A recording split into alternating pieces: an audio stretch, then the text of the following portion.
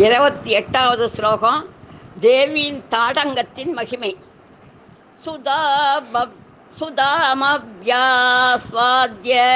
பிரதிபயதரா மிருத்யுஹரணி விபர்யந்தே விஸ்வே விதிதமகாத்யாயதி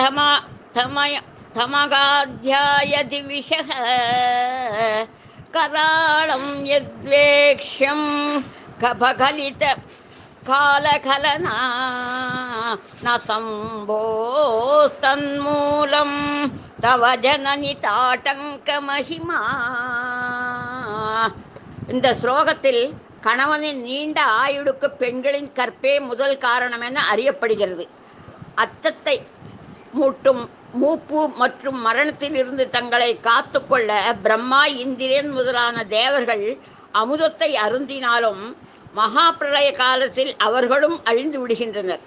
ஆயின் உயிர் காக்கும் அமுதம் கிடைக்கும் முன் உயிரை போக்கும் கொடிய நஞ்சாகிய ஆலகாலத்தை உண்டபோதும் பரமனுக்கு அழிவென்பது இல்லை என்றால் அதற்கு காரணம் தேவியின் காதுகளில் உள்ள தாடங்கத்தின் மேன்மையே ஆகும். கணவனின் நீண்ட ஆயுளையும் சுகமான வாழ்வையும் விரும்பும் பெண்கள் குருமுகமாக கணவனை பஞ்சசதி மந்திர தீட்சை பெற்றுக்கொள்ளும்படி செய்து பிறகு அவரிடமிருந்து தானும் அதை பெற்றுக்கொண்டு தினந்தோறும் இயன்ற வரையில் ஜபம் செய்து மஞ்சள் பொடியில் ஸ்ரீசக்கரத்தை வரைந்து அதற்கு மூல மந்திரத்தாலேயே பூஜையை செய்து லலிதா சகசராமம், திரிசதி அல்லது அஷ்டோத்திரம் ஆகியவைகளில் ஒன்றை குங்குமம் அல்லது சிவந்த பூக்களை கொண்டு பூஜை செய்து ஆராதித்தால் அவர்கள் விரும்பிய எண்ணம் நீண்ட ஆயுள் ஆரோக்கியத்தோடு சகலவிதமான நன்மைகளையும் பெற்று விளங்குவார்கள் என்பது இந்த ஸ்லோகத்தின் மகிமை.